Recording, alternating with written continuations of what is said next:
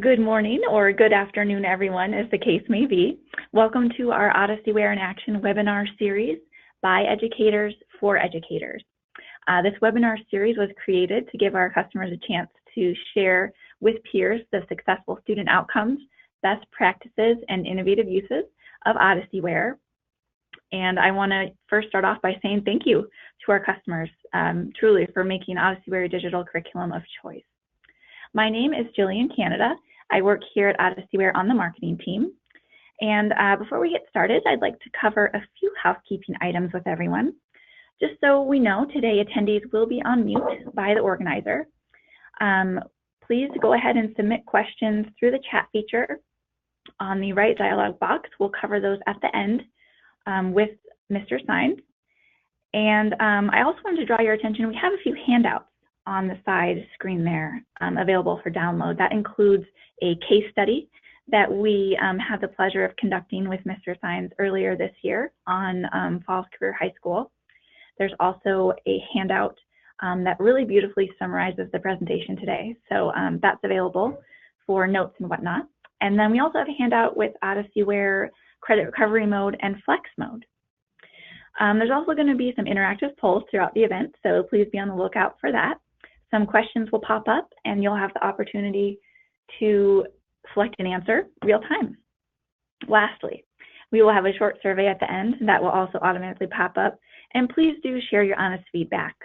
If you have ideas or if you'd like to mention a future topic that you'd like to see presented, or if you're interested in presenting. I do go through and read each one, so please let me know your thoughts. And with that, I'd like to introduce our host today, Mr. Mike Signs.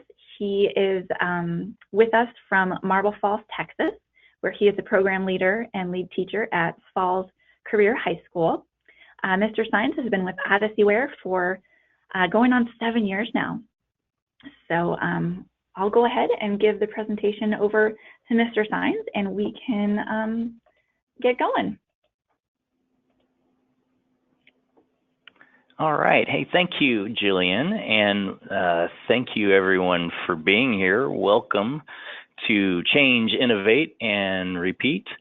And let's see, I'm getting my screen set up here. Very good. All right. Let's get going.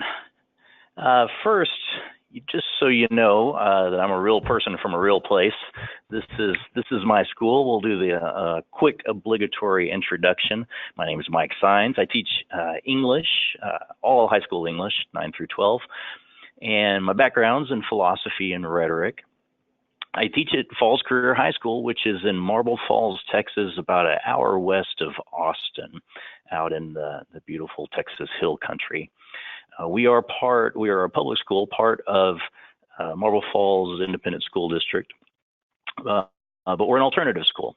So this is a place where students who, like we like to say, life has gotten in the way, and they need an alternative setting. Maybe they need to work, or they've started a family early, or for some reason or another, the regular high school just wasn't working for them. So we are here for those students.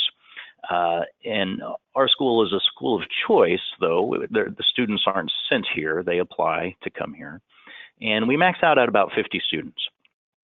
We have rolling enrollment, meaning at any given time we could have new students show up.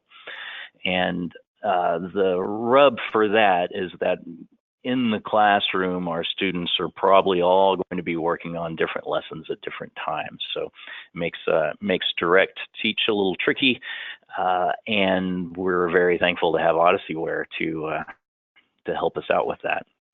We're fortunate to have 3 full-time teachers and 3 part-time teachers, which is a pretty good ratio for an alternative school.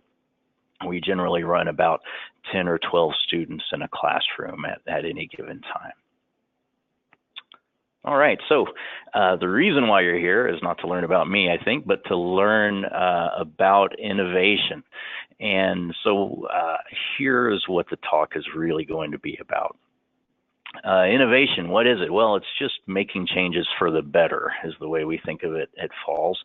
And we realize that usually that's done in small chunks. It's not, you have one incredible flash of inspiration and then your school is innovated for the better. We think that innovation is something that you can work at. And the point of this talk is to give a notion that we can have a structure to innovate, a structure to drive innovative change. And if you had such a structure, then maybe you could systematically innovate, constantly be innovating. So what I'm going to present is the structure that we use. And of course, in the process, also show you how we use Odysseyware to implement those kinds of changes. But also how we use Odysseyware to kind of drive those changes. What Odysseyware can do a lot of times inspires us to make changes for the better. In the handout section, you'll see a document titled Innovation, and that's kind of what I'm going to refer to now as I explain our method. And then, of course, the rest of the talk will be a grander, detailed, concretized version of what we do. But the basic structure is this. Before you really get started, it's a good idea to identify certain things. Two things specifically. One is your educational goal. And not just for the organization, we think that's a good thing, but for each individual. Each individual needs to have something written down, something explicit that answers the question, what are they trying to do? What's the point of education? Why do we even have this thing called education? Next is we need to be objective. And what I mean by objective is you need to take into account all of the objects, all the relevant objects, all the relevant aspects of your project. And if you're an educator, that's probably going to be taking into account and figuring out the nature of your students, your school, your curriculum, and even the nature of learning itself needs to be addressed. So all of these things, and of course I'll go into detail about how we do that, but I think every educator needs to soul search a little bit and as explicitly as possible determine what the nature of those things are for him or herself. And yeah, I think writing it down is all important. I like to say explicit is exquisite. I know it's silly, but I think it really does help because you go back and look at what you said. It reminds you of where you're going and what your situation is. And it also gives you the opportunity to refine your views on these things. Okay, so you've identified your goal and you've identified all the nature of the things that you're dealing with. Now you're at a position, I think, to make an informed change for the better. If that change is successful, then I think the crucial step is here. And that step is to identify the principles again, in writing, that made that change successful. So you write a new lesson and the lesson works. Well, why did it work? What principles made it work? Usually there's more than one. And if you can identify the principles that drove the success, now I think real innovation is possible. Because now when you go back and repeat the process, and you rethink your goal and you rethink the nature of all the things involved, you also have principles that are proven to be successful. And so you can refine all of your views and you have more in your toolbox essentially to make better change. Okay, so throughout also, I'll be showing you Odysseyware examples of how, every time we've made changes that we think have been successful, how we've used Odysseyware to implement those changes. Okay. So as I said, the structure of the talk is going to be pretty straightforward. I'll show you how we answered the questions of, what our goal should be, or I guess this is my personal goal actually, and our view of the things like student, school, curriculum, learning itself for our particular particular situation. We'll also show you some of the changes we made just based on that information. And then we'll show you other changes where we were able to devise principles that we now add on top of those, that data. Principles that we found drove the successful changes that we made, and now we think about all the time when we're making changes. Finally, I'll end with a quick demonstration of how you can, quickly and efficiently build a custom lesson to help implement all the changes that you're making. Odysseyware is very handy and has lots of great features, and it's a lot easier to deal with, I think, than people give it credit. And then finally, at the end, we'll have a time for some questions too. Okay, so this is the place, I think, in any talk in education. I know you guys have experienced this as well as I, that the speaker goes on and on and on about impressive achievements that the thing he's about to tell you about has manifested. And I'm not going to do too much of that. I think that we have had some successes, and I'm proud of those successes, and I can talk about those later if you want to ask about them. But, we have our struggles too. And what I really don't want to do is try to convince you that my method is good before you've heard the method. I respect the minds of the audience, and I think you guys can come to appropriate conclusions on your own. What I will brag about just a little bit is, maybe it's not bragging, I'm just showing that at our school, we really do use the teacher authoring tool. This isn't something that Odysseyware is paying me to tell you that it's a great thing. This is something that we use a lot. And this is my Odysseyware screen. And if you look down on the bottom right, over the 7 years I've worked with Odysseyware, I've managed to write over 1,300 custom lessons. Now, I'm not using all those presently, but of the 4 years worth of high school courses I have in play right now, probably about 70% of the lessons are custom lessons. So and I'm not the only one writing them. We could pull up screens for other teachers at our school too, and they write them as well. So we really use this feature. We think there's all kinds of benefits to using it, and I'll get to those benefits as we go along. Okay, so let's go to the identification of goal and players. So, you may think, well, an educational goal, of course, everyone has their educational goals. It seems silly, but I think it's really important to write down a goal. And a lot of districts have a goal. My experience is that a lot of times that the mission statement or whatever really doesn't drive policy. And a lot of times there's not a lot of discussion about the goal. So I encourage every individual, even if you're a classroom teacher, to kind of have your own personal educational goal. Why do we have this thing called education? What am I trying to achieve? And I think you need to write it on your own, but since I have you as a captive audience, I'll give you a few pointers that has helped me as I've kind of tried to redefine my goal over and over again. One is to try to name a positive goal. It's easy to, the problems in our education or educating jump out at us a lot. And oftentimes what we want to do is just fix the problems. Imagine if we took the chairs out on the picture here from the poor students taped against the wall. They started to fall. It's the equivalent of taking some tape and just putting a little more on there.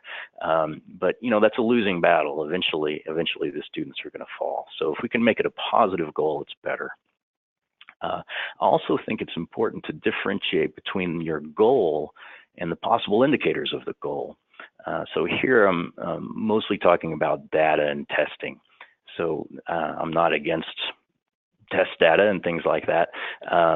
And it's certainly okay to have a goal of wanting to raise your test scores, but it's always good to keep in mind that the test scores are an indicator of something, right? They're measuring something. What is that something? If you can define that, then that will make for a good goal, I think. Finally, I think it's important that the goal takes into account the importance of knowledge in living, the importance of knowledge in life.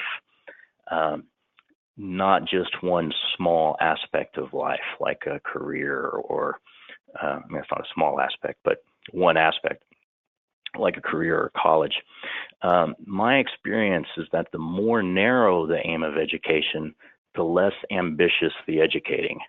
So think about, if you had a more broad goal, how your educating would change. And I think that'll be helpful. And then, of course, you want to refine it as needed. This is something that you should revisit so you could tweak, but also revisit so you can remember what your goal is, right? This is what we're shooting for. Are we okay to do the second question? Yes, sir. All right. Let's launch this second poll.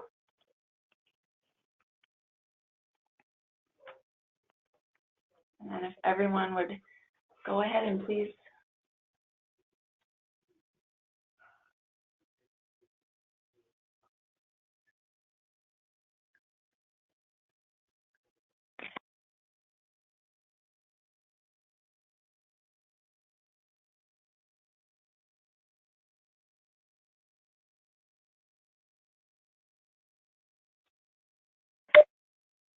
And it looks like we've had just a little bit more than half of our attendees vote. We'll give another few seconds.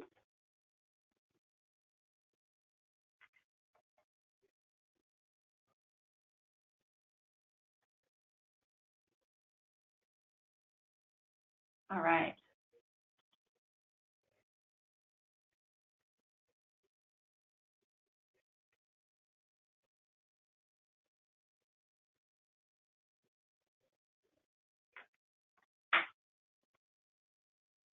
So now the results should be on the screen.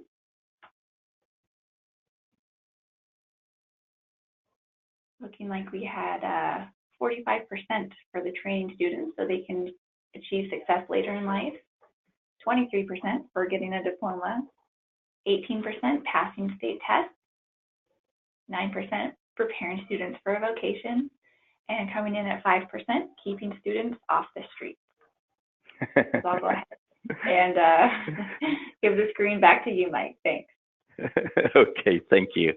And thank you for answering that. That's helpful. I know as an alternative educator, when I meet with other alternative educators, we often get the, hey, I'm just trying to keep these guys off the streets.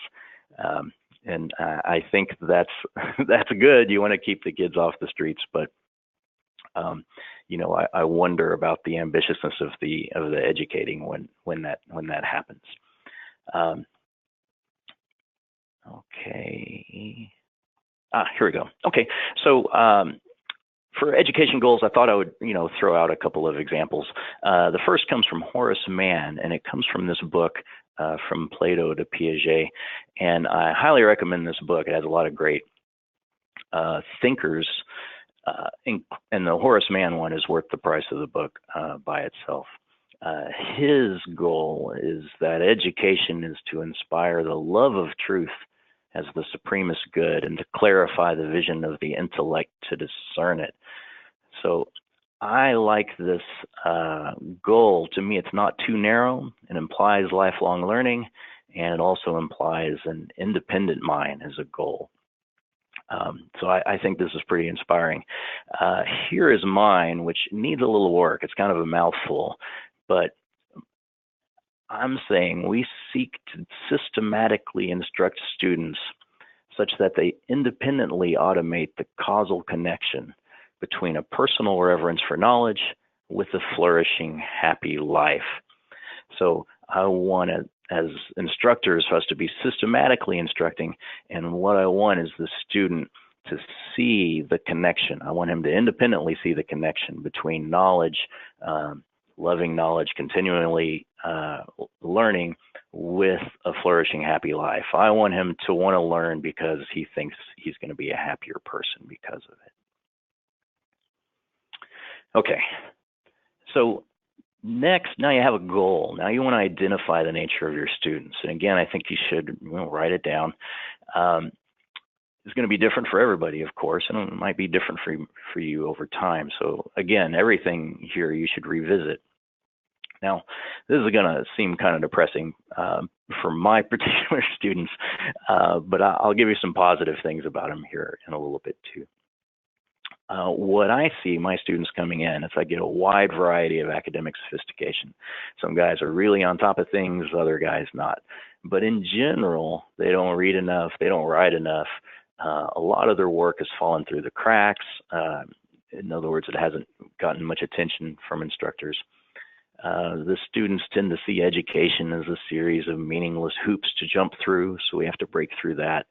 The students are uninspired, not surprisingly, and generally unimpressed with teachers. And at my school, because of the rolling enrollment, because they can work at their own pace, because when they're done with their work, they've graduated, they just want to get it done. So they're not as concerned about grades, they're concerned about progress.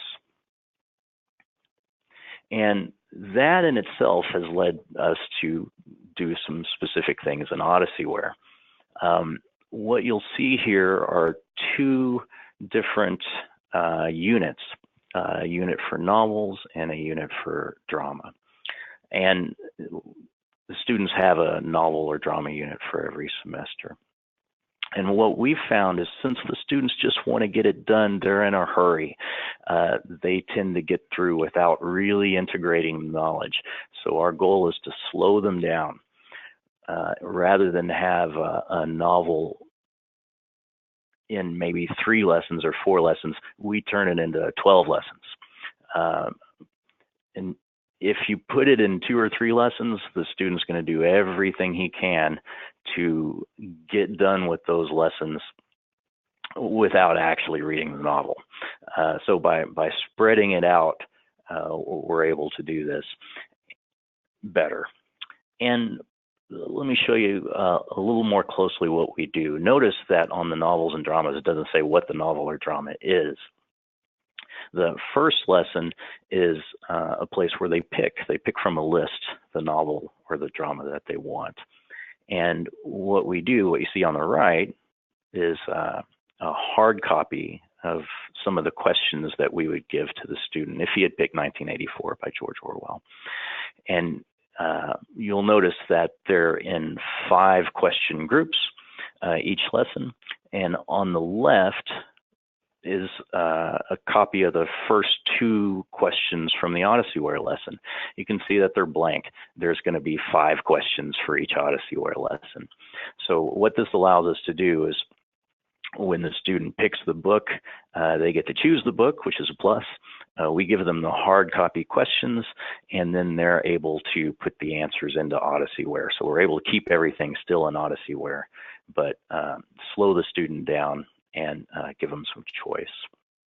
And it also helps since every student's kind of at a different place academically. We can steer the ones that have never read novels before to the ones that are a little easier, and the more advanced students to the more advanced novels. The one positive thing to remember, I think, because I don't want to sound like all we're doing is addressing these, huge problems that students have today. In that same book, Piaget to Plato, or Plato to Piaget, there's an article by Shinichi Suzuki. If anyone's into music, especially string playing, you probably are familiar with the Suzuki method. And he explains that his breakthrough was when he realized that all Japanese children speak Japanese. Of course, he's teaching in Japan at the time. And apparently he would go around and grab people and say, "Do you realize all Japanese children speak Japanese?" And of course, they would look at him like he was crazy. But his point, I think, is really helpful. language is a really difficult thing, and it's really complicated, and it's really nuanced, and yet every student we get can speak fluently in their language. And when I get students and I think, oh wow, they haven't been successful, they have these huge gaps. Hey, but they're speaking English. That they've accomplished this incredible intellectual feat. They can read a novel, right? We just need to give them the proper motivation and the proper situation. Okay, so you need to size up your students. You also need to size up your school. What's the level of freedom to innovate in your school? Obviously, that's going to be different campus to campus. Do you have rolling or non-rolling enrollment? Is everybody going to be on the same lesson at the same time and you can direct teach, or are they not going to be in the same lesson at the same time? You have to do something different. What's the student-teacher ratio? That can put limits on what you can do. And just in general, what's the culture of your campus? Do you have a lot of, firebrand teachers that are just, itching to try new things, or do you have teachers that just don't want to change what they're doing? You also need to take into account your curriculum format. There's not much to say here. Probably all of you guys have at least access to an online curriculum. There's all kinds of benefits to that. As I think we know, students could work at their own pace. They can work at home. It's more dynamic. It's more interactive. All of these great things. I want to tout the benefits of a highly customizable online curriculum. I write about it in this article on the right. I think the main benefit is that the teacher can become kind of like a mini curriculum director. You can get the teacher and the curriculum in sync with one voice, and then you have potential to really have the student experience be unique. All right, finally, you need to take into account the nature of learning itself.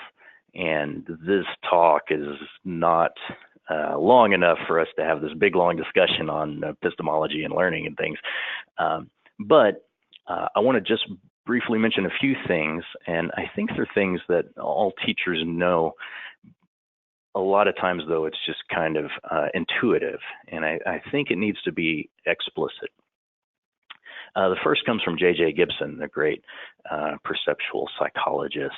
He says, information must be actively sought. It does not fall like rain on passive receptors. So it's true of perception. It's even more true of conception. We cannot just pour knowledge into the student. We all know this. He has to actively seek it. He has work to do. And what is that work? Well, it's integration, differentiation. He needs to see differences and similarities. And the similarities he needs to combine, right, into concepts, into principles. We need to keep in mind, and I think we're pretty good about this, that learning is a process of automation and that knowledge is hierarchical. So, there's only so many new aspects that a student can be, or so many new things a student could be introduced to at the same time. We refer to scaffolding all the time. That's trying to address this, right? You automatize some things and then you can take another piece of something new, right? Okay, so based on that nature of learning, here's something else we have done at Falls. So many years ago, we really wanted this big research paper, 1,500 words. Most of the students had never done anything like this. And it wasn't a complete disaster, but it was painful for everyone. It was because we made it just one big lesson, and the student would be stuck on that lesson for weeks. Now we've gotten a little better at it, and we've turned it into a whole unit. So you can see here the first 4 lessons are all just on the process, just lessons on researching. We have a lesson on stasis theory, which I stole from Cicero. It's basically telling the student the different kinds of questions he should be asking himself when he's researching. And you can see they're kind of self-explanatory, but I'll hit them a little more later, the different aspects of the research paper, So the notion is that we make it 15 lessons instead of 2, let the student automatize some, just bite off little pieces of new stuff. Here, this addresses what you see on the left, addresses the problem of all the students coming from a different place academically. So when they get here, well, I take it back. It's really not addressing that. Even the students that are doing pretty well and are pretty sophisticated academically are generally really weak in grammar. They don't know their basic grammar, and they don't really understand sentence structure or even paragraphs. So what we've done is every new student, we've built this course. It's a 1-unit course called Intro to English and Grammar Review. And every new student takes this. Doesn't matter if they are in freshman English or senior English. And what it does is the first few lessons are custom lessons that I put together that kind of tell the student about what's expected and how to format papers and things like that. But the other lessons are really just borrowed from other Odysseyware courses, mostly from 8th grade. Basic grammar and sentence structure lessons that we think were clear and good. And so every student hits it, and now we have some kind of foundation that we can build upon. And it kind of acts as an assessment. They call it a pre-assessment, right, of sorts. The other thing that we've done, and we've just started this year, has to do with an innovative use of the CRX mode. For those of you that don't know, CRX mode is used primarily for when a student has taken the course and maybe they just barely failed, or they've taken the course and they didn't get credit for attendance reasons or things like that. And presumably they know the material, but they don't have credit.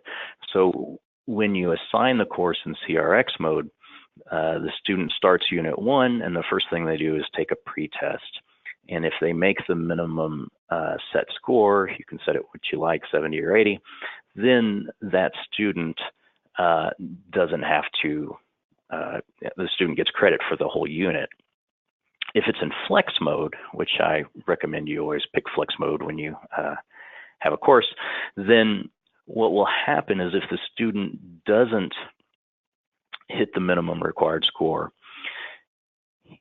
the Odysseyware will automatically assign the lessons that correspond to the questions he missed in the assessment. So this is a handy tool, and what we wanted was to use this for our students who are taking the course for the first time. So we wanted to make sure that our students, really took their time, integrated the knowledge, and studied well. And since our students just want to get it done, they don't care about the grade too much, we were getting students that were making, 50s and 60s on the exam and still managing to get a 70 in the course. So what we've done is this.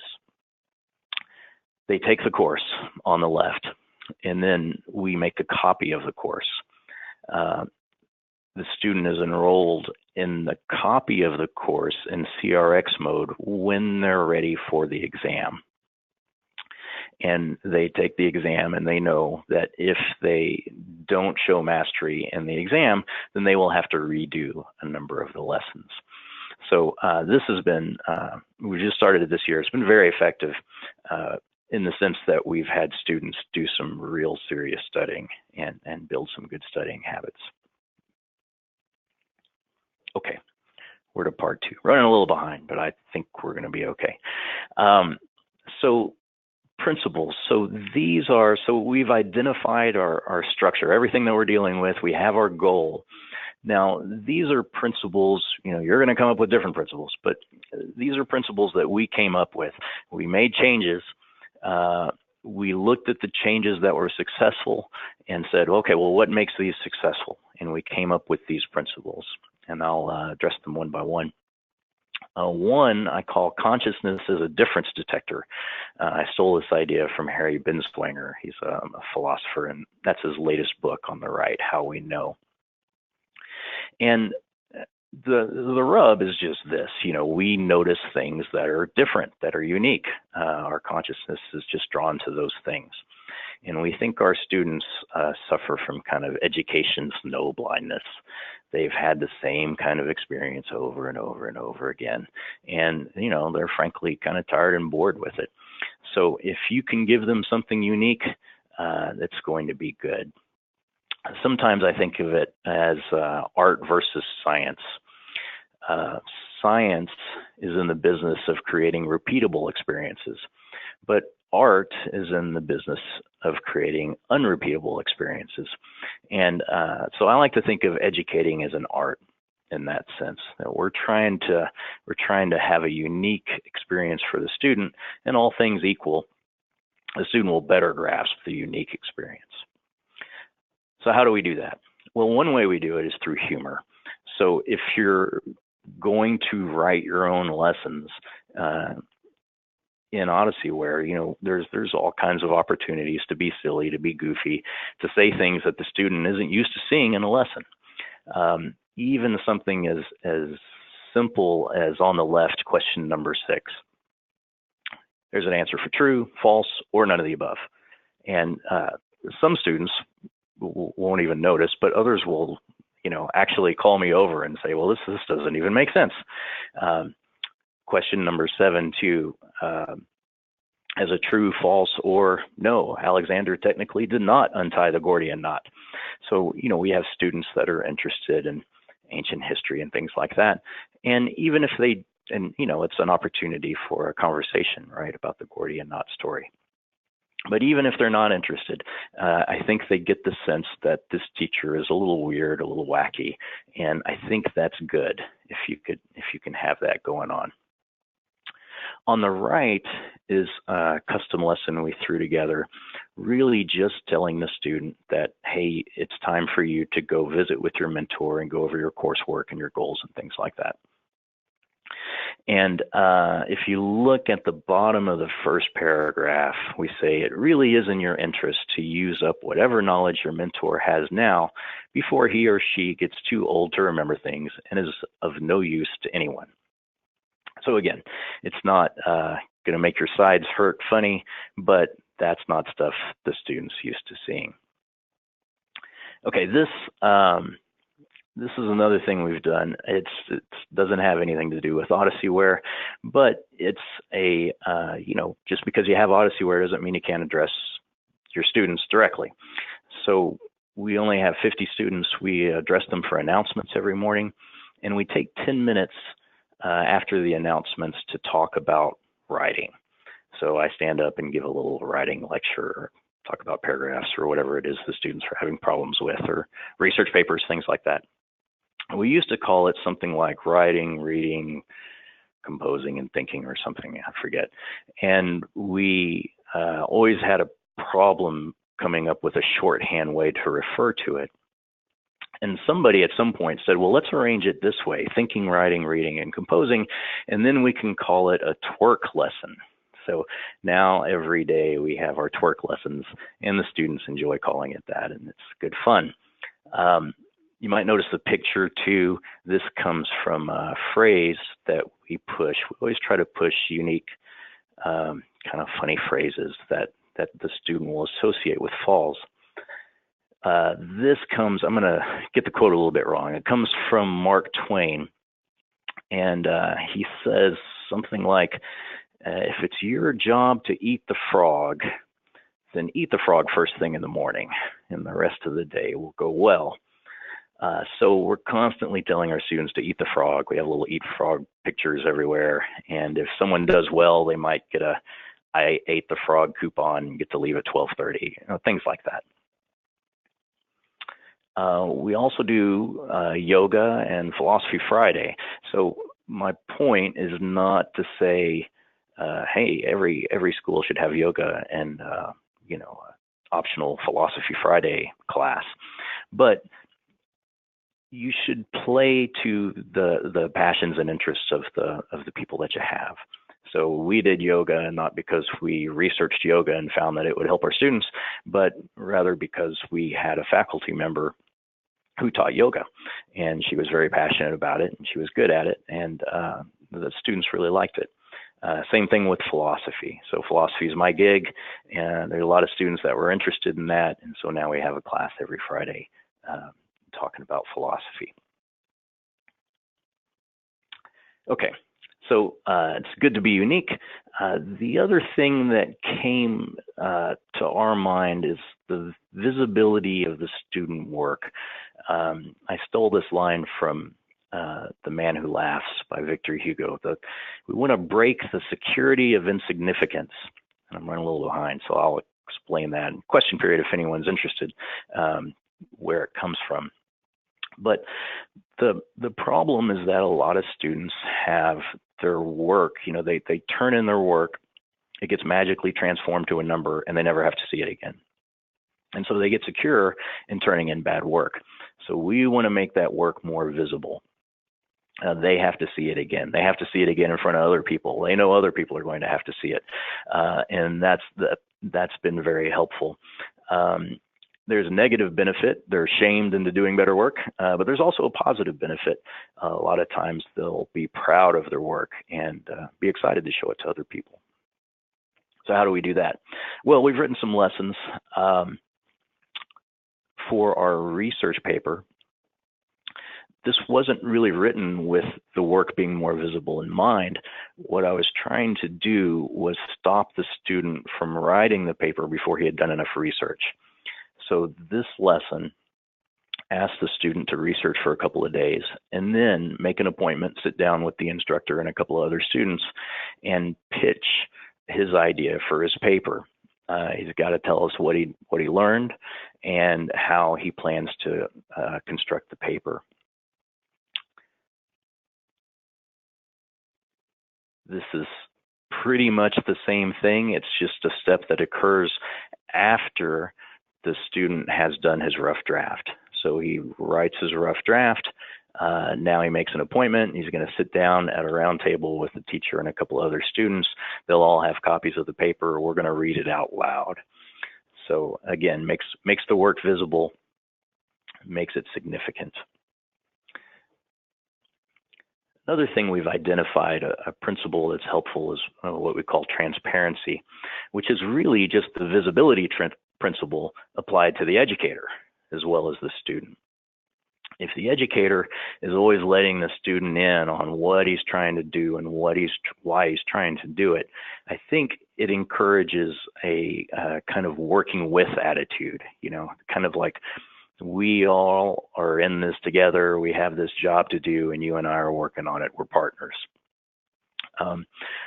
And I call this the anti-Mr. Miyagi method. I borrowed this from a friend. When you provide the why behind the what, why are we doing this exercise? It's the opposite of that lovable teacher in the Karate Kid, right, where he had the student do all of these exercises, but the student never saw the relevance. We want to not do that. We want to always let them know why they're doing what they're doing. And how can Odysseyware help with that? Well, I mean, you can easily just write a lesson saying why you're doing what you're doing. You know that students at some point are going to say, why do we have to do all this grammar? So we wrote a lesson right before the grammar unit that says why you have to do all this grammar. And it helps. I think we had a unique perspective that maybe the student hadn't heard before. So we'll have a whole lesson on the why, and then the student has to answer questions on that lesson. Same thing with novels. On the lesson where the student picks the novel, we wanted some real content besides just, I want to read this novel. And so we wrote a why bother with novels, which is really a why bother with literature lesson. We also have lessons at the beginning that act kind of like a syllabus. This is our class strategy and philosophy lesson. It really outlines the school's view of education. We feel like, we've got high school students, they're big boys and girls, they can understand this, and we want to have a dialogue with the students about, why we're here, what education is about. So it was really nothing just to throw together a lesson that had a few pictures and some questions. All right.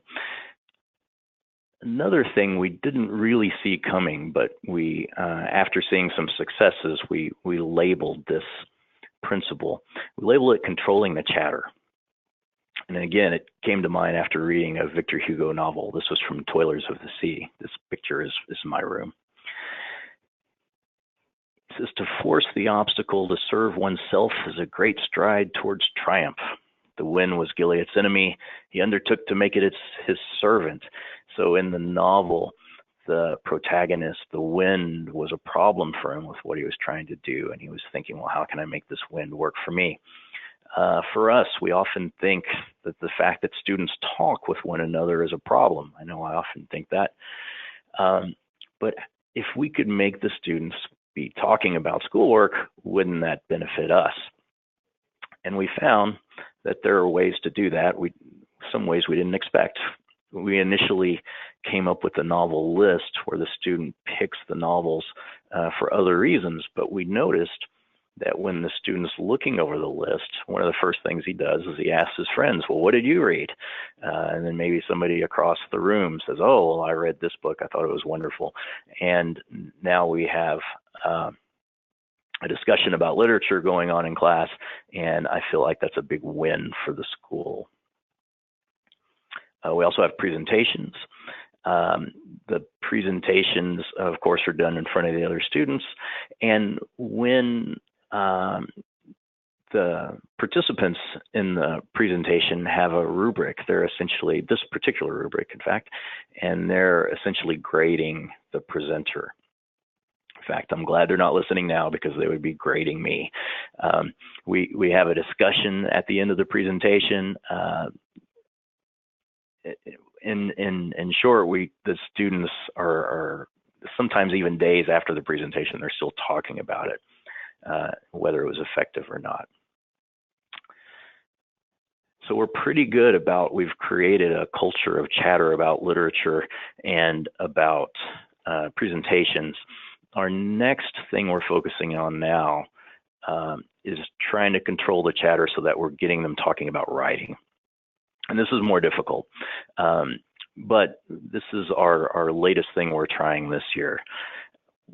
Last year we had a lot of lessons where the student was going to, they had to go to a peer to edit their paper, but there was nothing in it for the peer. So the peer editing wasn't going as well as we had hoped.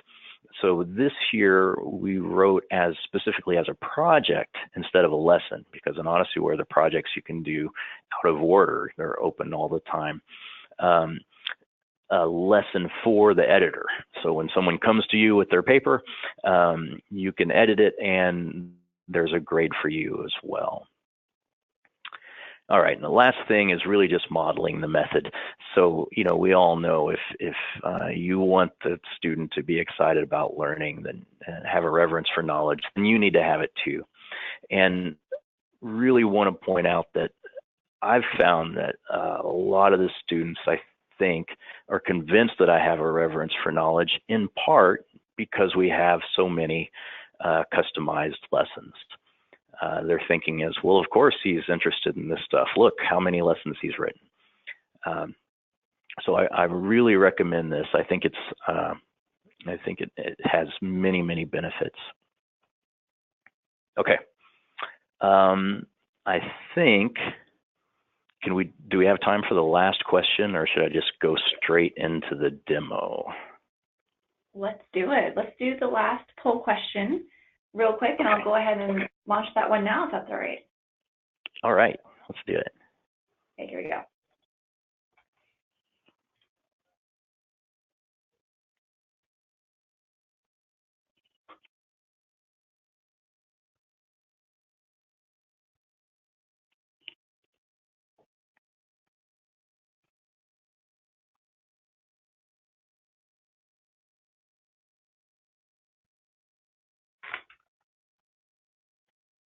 All right, let's see the results.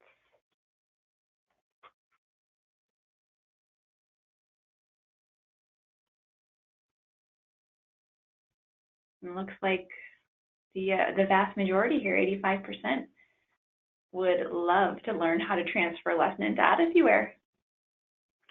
All right, great. Yeah. Well, let's make that happen. Do it. Okay, good. All right, so this is my live Odysseyware site, and we're going to create an assignment real quickly.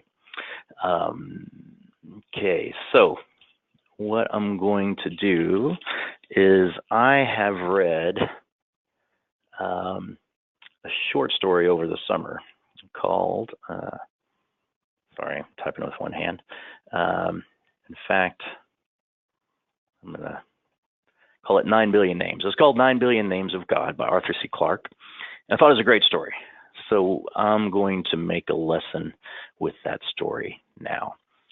So all you have to do, the hard part of the lesson writing is actually writing the lesson. And usually what I do, you can write the lesson directly in Odysseyware. They have different headings. They have, it's pretty user friendly. It looks kind of like a Google Doc or a Word document. But a lot of times what I want to do is write it on the side and then just copy and paste it over. So here I have my short story itself. And let's say I'm going to make my short story 2 parts. So I'm just going to copy part of it.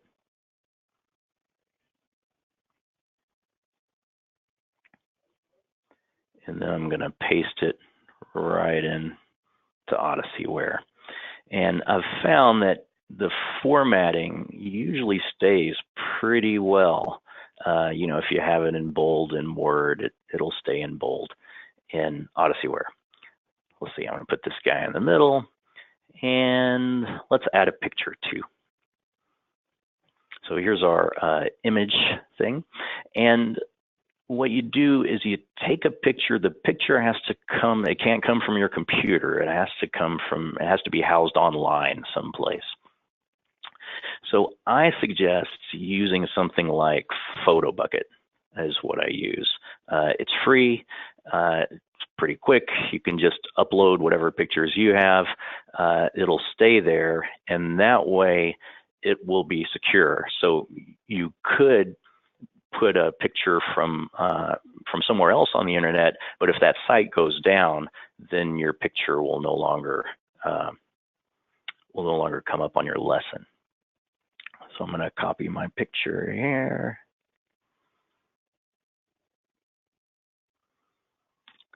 And it gives me a width of 600, and just from experience, I'm going to say I think that's a little big, so I'm going to move it to 500.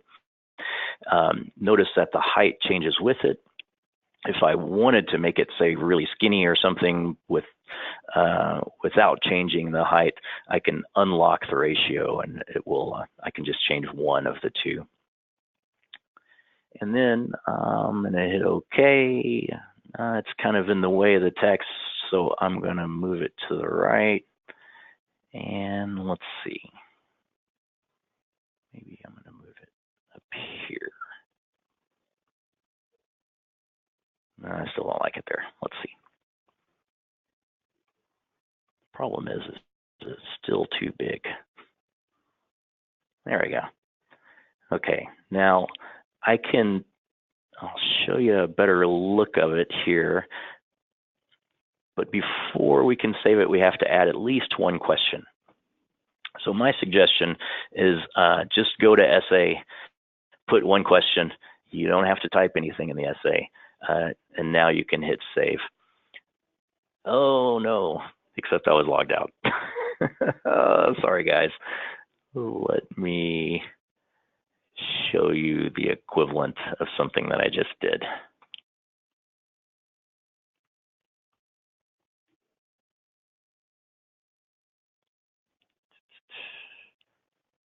Is this it? Yes. So this is something I did earlier for practice, which I promise is exactly the same thing. It's just a different picture. But we put one question, and then after you save, you can hit preview and take a look at what you have. This is kind of the way it'll look like for the student. And you're good to go. The other questions, you can do multiple choice, multiple select, things like that. I like to do essays because I want the students to write more. The downside, of course, is that you're now going to have to grade more. But, if you have the time, it's definitely the way to go. There's another reason why that's a good idea, and then I'll turn it over for questions. And that is this. Let's say you're putting the course together. You have to enroll the student today or tomorrow, but there are some lessons that you really want to exist. You have the idea for them in your head, but you just don't have time to do them yet. Maybe you can do them next week. I have been in that situation many times in the summer, and I'm in that situation now, as a matter of fact. So this is a live course that I have going. English 4A.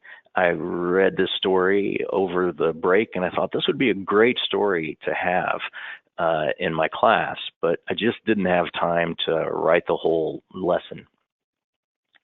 So what I have right now is a blank. So I've got 7 questions and nothing for content. But as long as I beat the student to the punch, I can edit this lesson. I can include any content I want here in the middle, and I can write my essay questions. The only thing I can't do is add questions or change the title. So if you have an idea, you don't actually have to do it right at the moment. You just have to commit yourself to the number of questions that you want to do.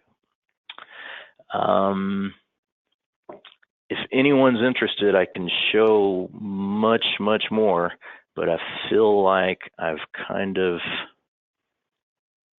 gone past my time. So maybe open it to questions. Sure. We can go through. We've had a few questions come in.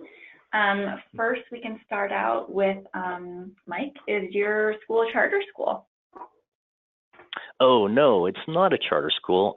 We are part of the Marble Falls Independent School District. So we do have a little more freedom, but it's not because of our charter. It's just because we're, not so much now, but we used to be kind of the, red-haired stepchild, and no one really paid attention to us. So we had more freedom to innovate because no one was watching. But we're just a regular public school, or we're an alternative public school. So we have the same administrative staff, the superintendent and the school board are the same for us as they are for the regular school. Okay, very good. Thank you for that. Our other question is, how often do your students meet with their mentors? And how many students does one teacher mentor? Oh, okay. So our mentor system, we meet Friday mornings. So it's just once a week for one class. And it depends on how many students we have enrolled, but when we're full, it's about 13 or so per mentor. We really only have 4 full-time teachers. Well, it's 3 now, but one of them still does mentor duties for us. So we didn't want it to be a part-time teacher to be a mentor. How many? So yeah, about 13 or 14. So once a week, we really don't get to talk to each individual student. We really think of it as kind of a one-on-one time. Sometimes we'll have some general announcements, but usually we'll, look at the student's work. We use Odysseyware. One of the things we do is we print off the student's work progress in Odysseyware. We use the detailed student grading function on the reports, and we print it off for each student and we give it to them and say, hey, all right, this is what you've done for the week, and so they can kind of gauge, after a couple of weeks, if they've had a good or bad week as far as productivity. and usually we'll pick 2 or 3 students and talk to them about their progress, how things are coming, if they need to change courses, things like that. Anything that's going on that we can help them with. Great. Well, thank you for that. That looks like that concludes. Oh, we just got another one. How do you add content for different modalities of learning? Different modalities. So I'm assuming we're thinking like, I'm a visual learner versus I'm a tactile learner and things like that. Yes. Yeah, my personal thinking on that is I don't really think about like I'm playing to the strength of the student. In as much as I think about different modalities, so for instance, we'll have the student do research. Now they have to talk about the research. Or, last year we had exams that were an oral exam. So, almost kind of like college where you're defending your thesis or something, or, presentations, things like this. In as much as we do things differently, it's really just to try to integrate the material better rather than to play to this or that student's strengths or preferences as to how to learn. So essentially, if you're hitting the same thing 4 different ways, then it's going to stick a lot better, right? So we don't really consciously do that, I guess, or at least, yeah. In as much as we do it, it's not conscious. Now, we've toyed around with the idea of making videos because mostly it's just a time-saving thing for myself. So we'll notice that there's certain lessons we have to explain to each individual student every time, how to go about doing them. And wouldn't it be great if we could make a video that actually went before the lesson that gave them kind of a primer as to what was coming. And we've done things like that and put in links to lessons for videos, but the notion wasn't that we were appealing to various modalities. It was just another tool to use, really. Very good. Thank you, sir. And we've had another question come in about the PowerPoint slides to be available after today. And the answer is yes. I also would like to draw everyone's attention over to the GoToWebinar chat box and then the rest of the menu items there. We do have some handouts available. So in that drop down, you'll see there's 3 different handouts. One is a really great summary of what Mr. Sines went over today. We also have a handout on Odysseyware, flex mode and credit recovery mode. And then additionally, we had the pleasure of speaking with Mr. Sines a little earlier this year to do a case study on the great work that he's doing with his students there. So that is available in the handout section as well. So with that, this concludes our broadcast. So please do note that we have these slides showing now with additional complimentary webinars by our professional learning services team. We also have some Learning Summit events coming up that are available on another slide. And a reminder again about the short survey. But thank you again to Mr. Sines for taking us through this content. And thank you for our guests for attending. We know this might be your only break today, and we really appreciate that you took the time to spend it with us. So what's next? Well, we have an email follow-up that's going to be coming out later this week with a recording to the session, and then also a downloadable certificate of completion that you can customize with your name to get the professional development credit for attending. We also have our October Odysseyware in Action webinar scheduled for October 25th that will be focused on Odysseyware for ELL, for our English language learner students. So please be on the lookout for that.